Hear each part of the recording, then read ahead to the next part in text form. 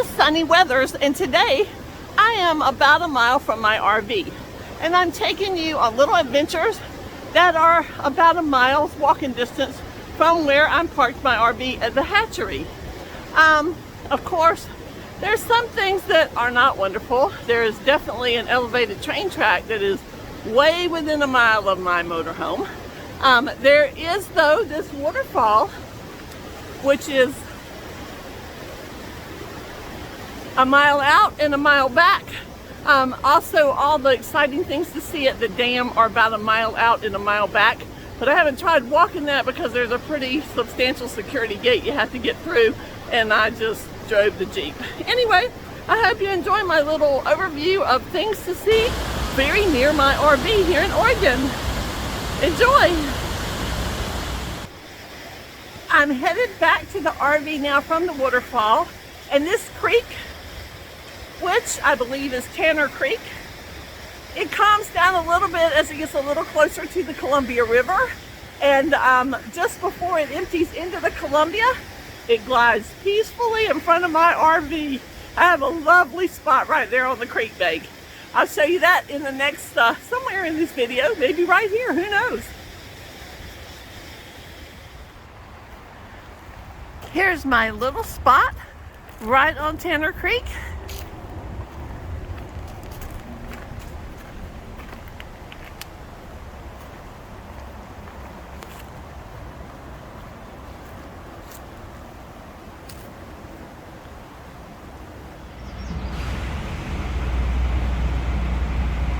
Occasionally, though, the gentle babbling of the brook beside my motorhome is interrupted by sounds at the time like a tornado coming through to level the RV. But in fact, it's just a very, very nearby train.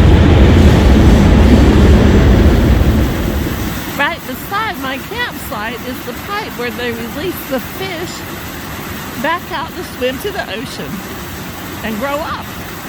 If you look really, really hard, you might see one or two of the little baby fish jumping out of the trough. After you make the exit from the interstate, you have a choice to make whether you're going to go to the visitor center for the dam and locks or whether you're going to the fish hatchery. According to all the reports I've gotten from volunteers at both areas, either one is a great place to volunteer. It's more docent kind of work at the dam and more groundskeeping kind of work at the hatchery, but they're both gorgeous and have wonderful facilities, so your choice, or maybe you can try them both someday. Let's start at the hatchery. There are several reasons that people love this hatchery. One is they just like fish, and there are two types of salmon that are bred here and then released back out to go out to the ocean and return later on. There are also sturgeon here. The favorite is Herman the Great Big Sturgeon. And then lastly, the beautiful, beautiful grounds with so many flowers, so much beauty. Cool temps and plenty of rain seem to help this along, and everyone just loves the grounds here at the hatchery. The star of the show here at the hatchery is Herman the Sturgeon. He's over 80 years old. I think he weighs over 500 pounds, and he's over 10 feet long. We have a nice little window where we can watch him. And here he comes to pay a little visit.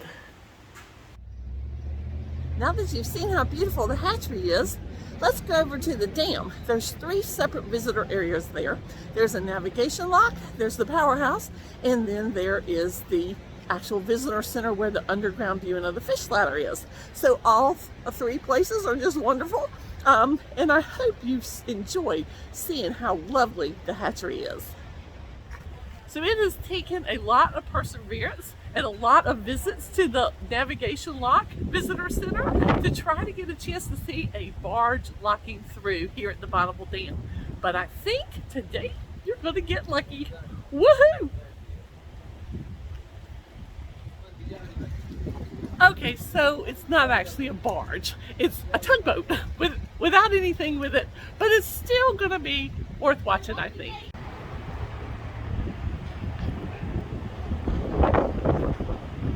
So I've watched the pleasure boat lock through here, and they go down much more slowly than this tugboat's going down. Apparently the bigger vessels can take a quicker release of the water in the lock.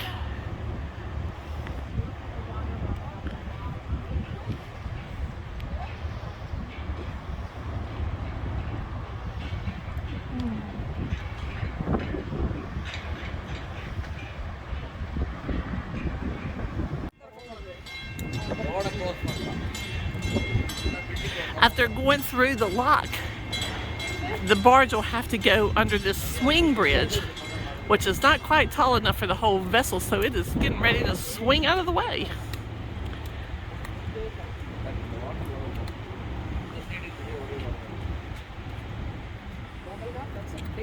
Okay, you can see it, the swing bridge has started.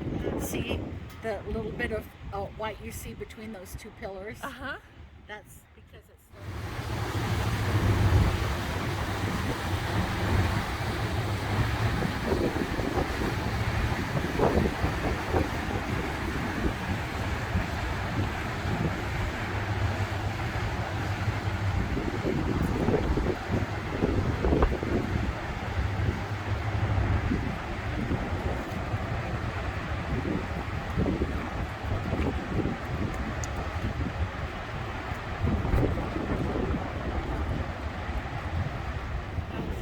And now that the boat is clear, both the lock and the bridge go back in place.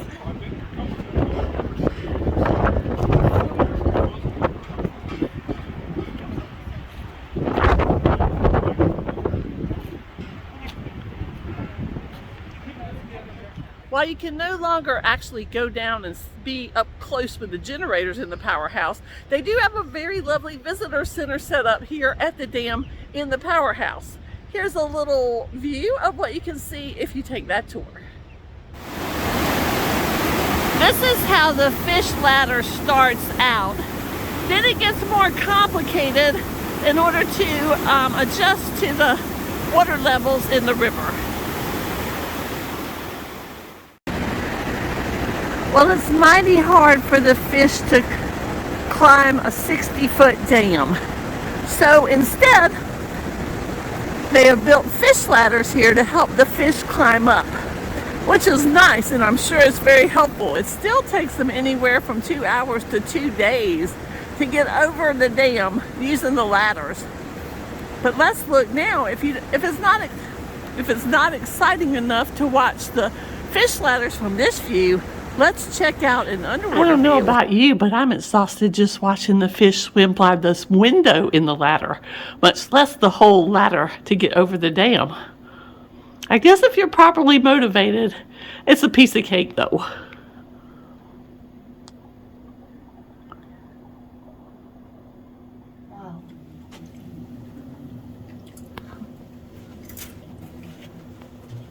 wow. They're actually an ocean fish that come up the river to spawn, like the salmon. And like the salmon, they die. Oh. Yeah. And we got a lot of this from the rangers here. You sound so knowledgeable. Mostly nocturnal. More parts of the fish ladder with the spillway in the background.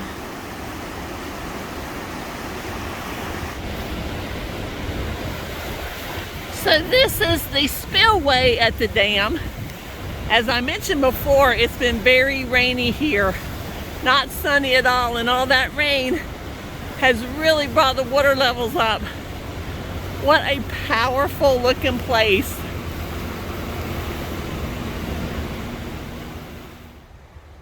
Well, I sure hope you enjoyed our 1 mile radius tour around the Bonneville Hatchery.